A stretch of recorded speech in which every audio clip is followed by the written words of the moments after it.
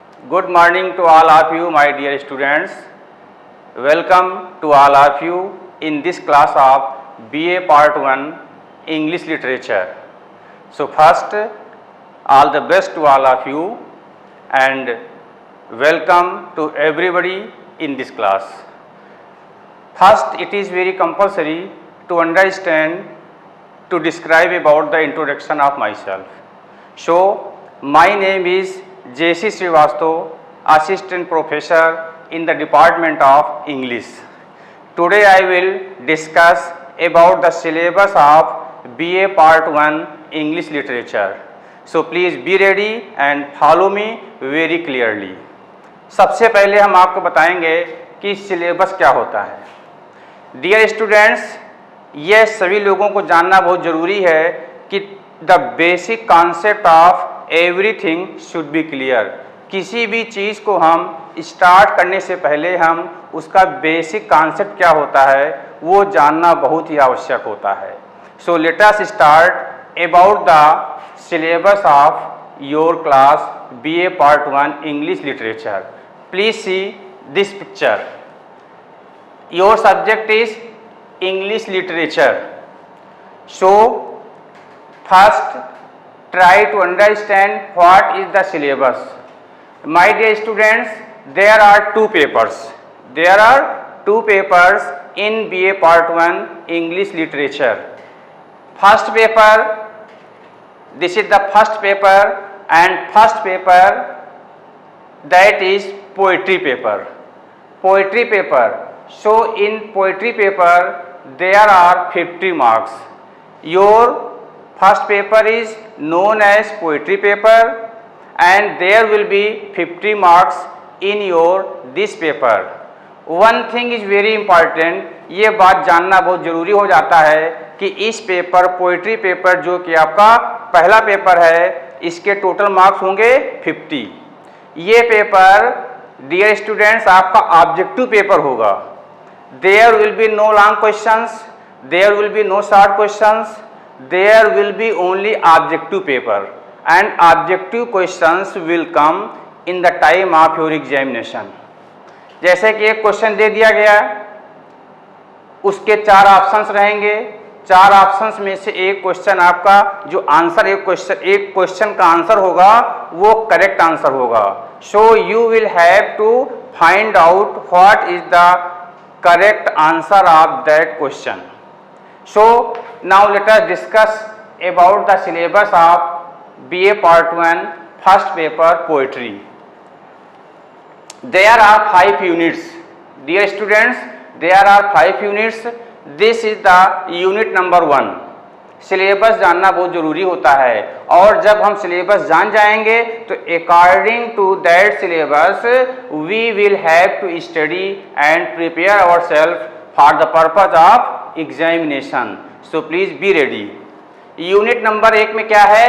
Forms of poetry. Poetry आपको मालूम होना चाहिए व्हाट इज पोइट्री. सबसे पहले हम आपको बता देते हैं it is very difficult to describe the definition of poetry. Poetry को डिफाइन करना बड़ा कठिन काम होता है. We can say that poetry is like love. Poetry को हम लव से तुलना कर सकते हैं. जैसे we can not define the definition of love. जैसे हम लव को डिफाइन नहीं कर सकते हैं. We can feel only love. We can realise what is love but we are unable to describe love. In the same way, इसी तरह से poetry is also the subject of realisation that can not be defined but many poets have given the different types of definitions. कई कवियों ने poetry को define किया है but the best definition of poetry is given by William Wordsworth. William Wordsworth को आप लोग जानते होंगे. William Wordsworth is a poet of nature. Romantic poet हैं विलियम वर्ड्सवर्थ. उन्होंने एक डिफाइन किया है पोइट्री को, उसको आप लोग सुन लीजिए. Poetry is the spontaneous overflow. क्या पोइट्री होती है?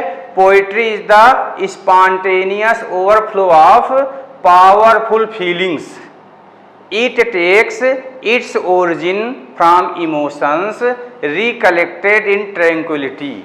कविता क्या होती है? Poetry is the spontaneous overflow. कविता नैसर्गिक बहाव होती है. So we can say this definition of William Wordsworth that is perfect. You should contact to the definition of poetry given by William Wordsworth. Now discuss about the syllabus. Unit number first में आपका forms of poetry हो जाएगा. इसमें आपको सबसे पहले the sonnet. Sonnet क्या होता है? Elegy, the ode, the epic, the ballad, the lyric, the dramatic monologue and allegory. These are the forms of poetry and this is prescribed in your syllabus. Now see the stanza forms. In stanza forms, dear students, देखिए stanza forms क्या क्या है syllabus में आपके यहाँ? The heroic couplet, the blank verse, the Spenserian stanza, Terza rima.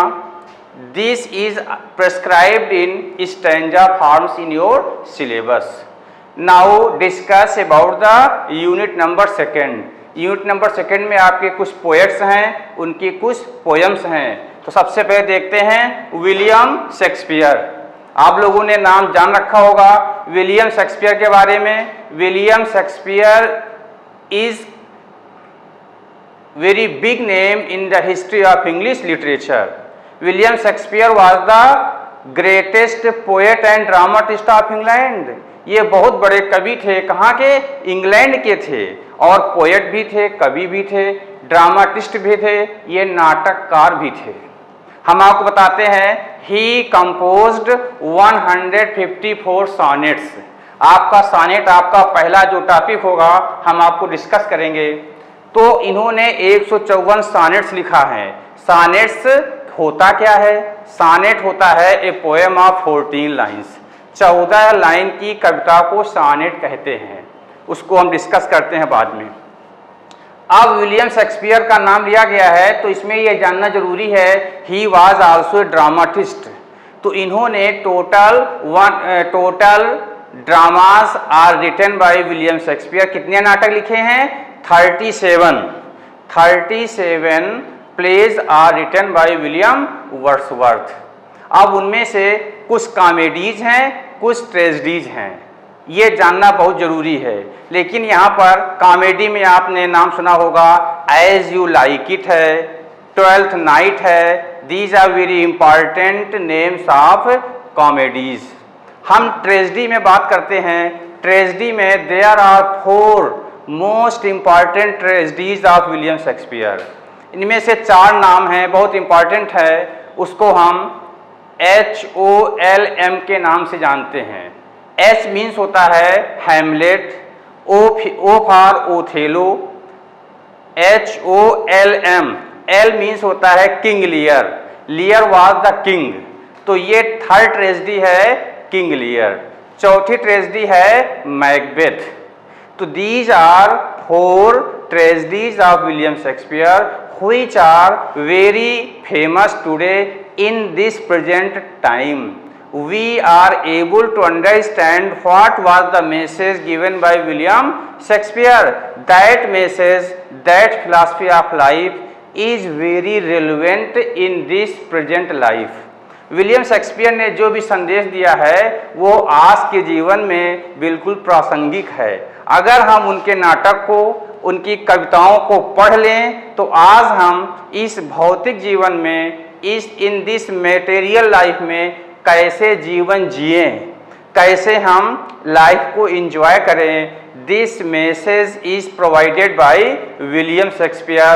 After the study of William Shakespeare we will enjoy our life with the help of that philosophy of life that is given by William Shakespeare. अब हम आते हैं, ये आपका जो stanza forms है ये आपका हो गया है. विलियम शेक्सपियर आपके पहले पोएट होंगे यूनिट नंबर सेकंड में. उनकी कौन सी पोएम होगी? Let me not to the marriage of true minds. This is the most important poem of William Shakespeare. And हमने आपको बताया है कि ही कंपोज्ड 154 सॉनेट्स। तो ये सॉनेट कौन सा नंबर है? 116। 116 नंबर का जो सॉनेट है वो आपके सिलेबस में स्टडी करना है। This is in your course. Let us see second poet of unit number second, John Donne. John Donne is also very important poet. इनकी पोएम कौन सी है? Valediction forbidding mourning. इसके बाद थर्ड पोएट है जॉन मिल्टन। मिल्टन का नाम सुना होगा। Milton became blind at the age of 44। बहुत विद्वान थे। उन्होंने पढ़ाई के दौरान इतनी ज़्यादा कठिन परिश्रम के माध्यम से स्टडी किया था। So his eyes were not supporting for his personality. He became blind at the age of 44। John Milton की पोएम है Paradise Lost book first. Paradise Lost क्या है? डियर स्टूडेंट्स, ये बहुत बड़ा महाकाव्य है। जैसे रामचरितमानस, आपका महाभारत है, ये सब महाकाव्य हैं। तो ये भी पैराडाइज लॉस्ट महाकाव्य का नाम है और इसमें बुक फर्स्ट आपके सिलेबस में है। इसमें टोटल कितनी बुक्स हैं? There are 12 books.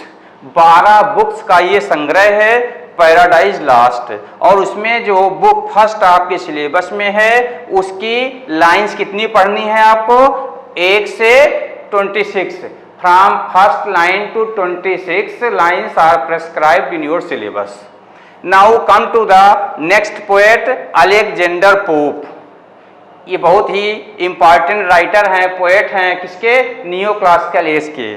इनका जो एसे ऑन मैन है, this is very important poem और इसकी भी लाइंस आपके यहाँ डिस्क्राइब की गई हैं। Lines 1 to 18, 18 line, total 18 lines are prescribed in your syllabus. Now come to next poem, Thomas grey.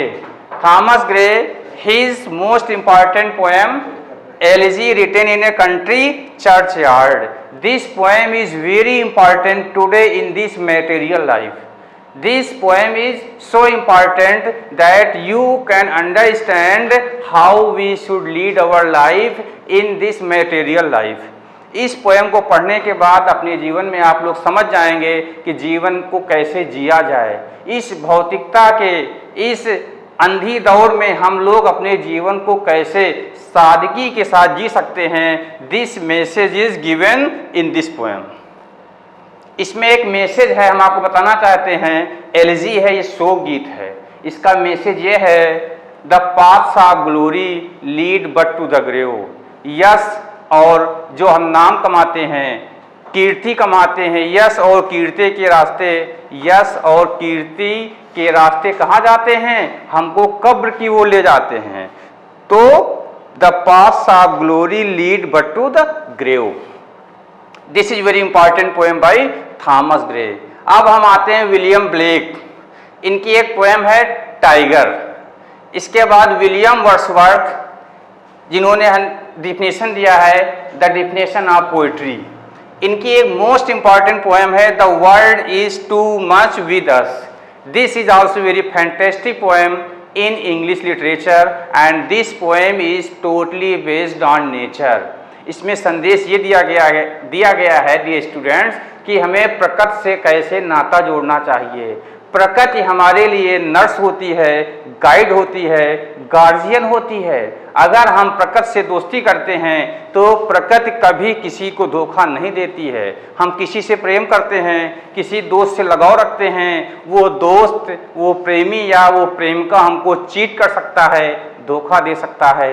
लेकिन अगर हम अपने आप को नेचर से कनेक्ट करेंगे तो this is the special feature of nature. Nature will never betray any heart.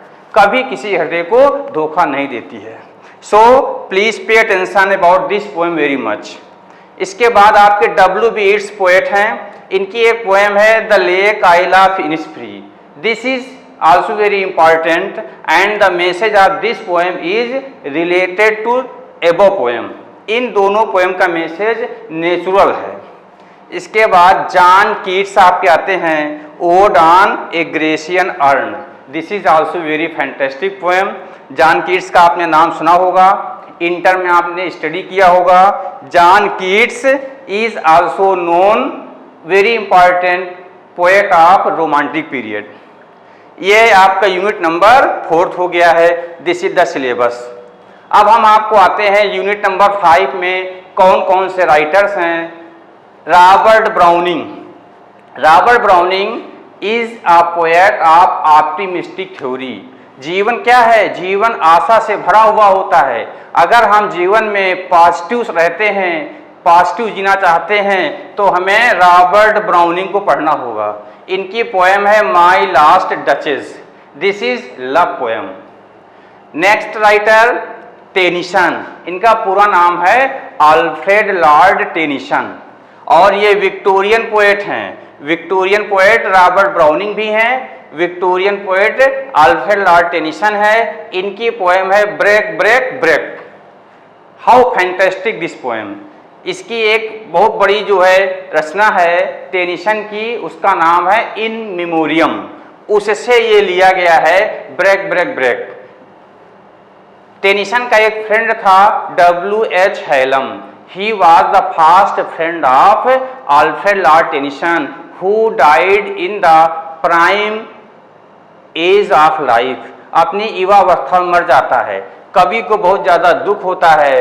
So this poem is related to his friend. उसके बाद ये टेनिसन के बाद आपकी पोएम आती है मैथ्यू अर्नोल्ड। मैथ्यू अर्नोल्ड की पोएम आपकी है Dover Beach. This is also very important poem. Every student should connect your self about this poems. So this is the syllabus of BA Part 1 paper first poetry. Okay dear students, now see the paper second BA Part 1 English literature paper second. This is the syllabus of paper second and the name of your paper is pros. Prose का paper होगा second paper and total marks होंगे आपके 50 marks. This paper will also contain 50 marks but there is difference from first paper. पहले paper आपका objective रहेगा, second paper जो prose का रहेगा ये आपका डिस्क्रिप्टिव रहेगा। डियर स्टूडेंट्स, ये आपका कैसा रहेगा? डिस्क्रिप्टिव रहेगा। इसमें आपको लॉन्ग क्वेश्चन करना होगा, शॉर्ट क्वेश्चन करना होगा, एक्सप्लेनेशन करना होगा। अब हम आपको बताएंगे कि इसका सिलेबस क्या होता है। यूनिट नंबर जो फर्स्ट है इसमें types of prose and prose style. Prose क्या होता है, उसके टाइप्स क्या होते हैं, जैसे कि आपके ऑटोबायोग्राफी। जैसे आपको मालूम होना चाहिए कि ऑटोबायोग्राफी होती क्या है? आत्मकथा। जब कोई व्यक्ति अपने बारे में खुद लिखता है तो उस लिखे हुए बुक को ऑटोबायोग्राफी कहते हैं। जैसे पंडित जवाहरलाल का नाम सुना होगा, उन्होंने डिस्कवरी ऑफ इंडिया लिखी है। तो डिस्कवरी ऑफ इंडिया ये आपकी ऑटोबायोग्राफी है। महात्मा गांधी का नाम सुना है आपने, तो महात्मा गांधी ने एक ऑटोबायोग्राफी लिखी है, उसका नाम क्या है? My experiment with truth. सत्य के साथ मेरे प्रयोग। अब हम आते हैं बायोग्राफी में। यह आपका मेमोयर है। पर्सनल एसे क्या होते हैं, ट्रेवलॉग क्या होता है, पीरियडिकल एसे क्या होता है और फॉर्मल एसे क्या होते हैं। This is the syllabus of unit number first prose paper. Now see the syllabus of second unit.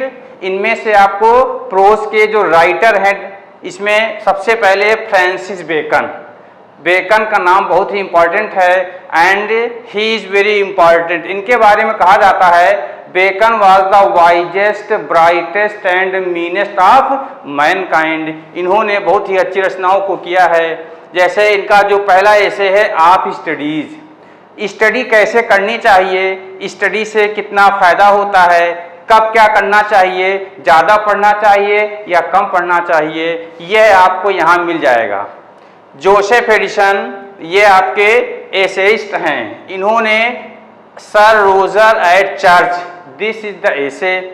Charles Lamb, ये चार्ल्स लैम्ब को प्रिंस ऑफ एसेइस्ट कहा जाता है। ये निबंधकारों के राजकुमार के रूप में जाने जाते हैं। इनको क्या कहते हैं? Prince of essayist. Charles Lamb की जो रचना है dream children, this is very important, essay of Charles Lamb. Now see the unit number 3, G K Chesterton, his essay is on running after one's hat. This is very interesting story. After this, R.L. Stevenson and his essay is walking tour. Unit number 4 में आ जाइए, A.G. Gardner. Have you heard the name of A.G. Gardner? A.G. Gardner का नाम सुना है आपने? His essay is fellow traveller, very important. Robert Lynd, ये आपके यूनिट नंबर 5 में आ जाते हैं। तो रॉबर्ट लिंड जो हैं ये a disappointed man, this is also very important essay of Robert Lynd. J B. Priestley, इनका जो एसे है on doing nothing, very interesting and very relevant in the present canvas of this world. आज हम लोग बहुत काम करते हैं, लेकिन इसमें मैसेज दिया गया है कि हमें कब और कितना काम करना चाहिए, किस दिशा में काम करना चाहिए। डियर स्टूडेंट्स, आप लोगों के पास असीमित ऊर्जा होती है, but there is the need of understanding that energy and we should use that energy in the right direction. अगर ऊर्जा का हम सही दिशा में यूज करेंगे तो उसका पॉजिटिव रिस्पांस मिलेगा। तो यहाँ पर कहा गया है ऑन डूइंग नथिंग, कुछ ना करना भी बहुत अच्छी बात है, लेकिन अगर हम गलत दिशा में काम कर रहे हैं तो उससे अच्छा है कुछ भी ना किया जाए। तो on doing nothing is very interesting, essay by J B. Priestley. Now see the Aldous Huxley, selected snobberies, this is also very important essay of Aldous Huxley. अब हम आपको बताएंगे इसका पेपर पैटर्न क्या होता है। पेपर पैटर्न में आपको देखना होगा कि पहला क्वेश्चन आपको there will be 5 short question, 5 short question रहेंगे और यह आपका यूनिट नंबर 1 से रहेगा।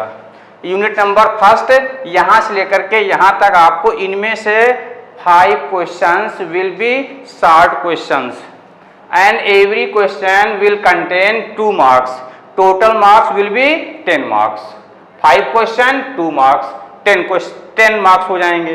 क्वेश्चन नंबर जो सेकंड रहेगा, there will be 3 explanation, 3 explanation करना होगा, व्याख्या करनी पड़ती है। टोटल 4 एक्सप्लेनेशन दिए रहेंगे और वो यूनिट नंबर 2 से यूनिट नंबर 5 तक जो भी एसेज हैं हर यूनिट से कम 1 पैसेज दिया रहेगा और 4 में से आपको 3 एक्सप्लेनेशन करने होंगे। तो 3 into 5 is equal to 15 marks. Question number 3 long question हो जाएगा। ये लॉन्ग क्वेश्चन जो हो जाएगा इसमें आपको यूनिट नंबर 2 और 3 में जो राइटर्स हैं इन राइटर्स पर बेस्ड होगा long question. From 2nd unit and 3rd unit those essayist which are prescribed in your syllabus. तो इनमें से एक लॉन्ग क्वेश्चन आएगा यूनिट 2 से यूनिट 3rd तक, राइटर पर 1 question and marks will be 10। Question number 4 ये भी आपका लॉन्ग क्वेश्चन होगा, एक लॉन्ग क्वेश्चन होगा, राइटर पर होगा और राइटर कहाँ से 4th to 5th, चौथे और 5वें यूनिट में जो राइटर्स हैं इनमें से एक राइटर के ऊपर आधारित क्वेश्चन होगा, मार्क्स आपके होंगे 10। क्वेश्चन नंबर 4 हो गया, तो 1 question 10 marks is equal to 10 marks. Question number 5 जो होगा ये क्रिटिकल अप्रिसिएशन होगा और ये जितने भी 2nd यूनिट से 5th यूनिट तक जो भी आपके एसेज हैं, कहाँ से, फ्रॉम हियर, बेकन से लेकर के आल्डस हक्सले तक जितने भी एसेज हैं, these are the names of the essays. इन एसेज में से कहीं से भी आपका क्रिटिकल अप्रिसिएशन आएगा। कंडीशन ये रहेगी कि हर यूनिट से एक्सप्लेनेशन दिया रहेगा और एक क्रिटिकल अप्रिसिएशन करना है, वो आपको मार्क्स होंगे 5। तो 1 question into 5 marks is equal to 5 marks. Total marks of 2nd paper prose will be 50। Total 50 marks के क्वेश्चंस होंगे।